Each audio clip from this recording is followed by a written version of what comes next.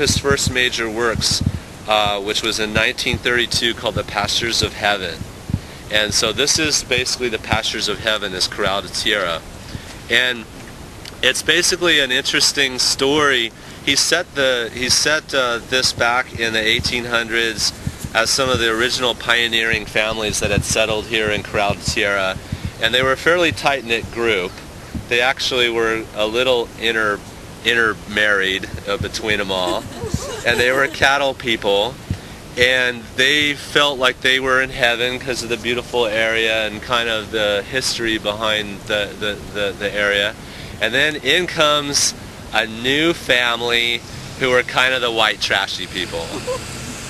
And as I like to explain it, it's kind of like an old-fashioned soap opera of these white trashy people moving into Corral and disrupting the whole feel of the area and kind of cursing it. And so that's a very quick synopsis of this book. But what I want to read you is how he starts it. Basically, he sets this in the late 1700s when the Spanish were first here. They had just built the Carmel Mission in 1771, and they were now going throughout the countryside, rounding up Indians, basically bringing them back to do the labor on building everything at the mission and those old buildings in downtown Monterey.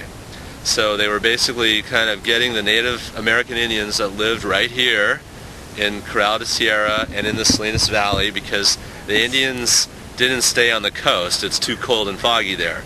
Back here, it was beautiful, and so they lived back here. So this expedition comes out this way to seize the Indians and to bring them back. So he actually mentions about the outraged military seized them and in spite of their howlings attached them to a long slender chain, and then they would head them back to Carmel. In the late afternoon, the second day, a small deer started up before the troop and popped out of sight over a ridge. The corporal disengaged himself from his column and rode in its pursuit. His heavy horse scrambled and floundered up the steep slope. The manzanita reached sharp claws for the corporal's face, but he plunged on after his dinner.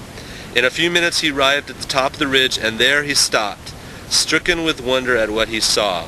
A long valley floored with green pasturage on which a herd of deer browsed. Perfect live oaks grew in the meadow of the lovely place, and the hills hugged it jealously against the fog and the wind. And then he basically goes, "Holy Mother," he whispered, "here are the green pastures of heaven to which our Lord leadeth us."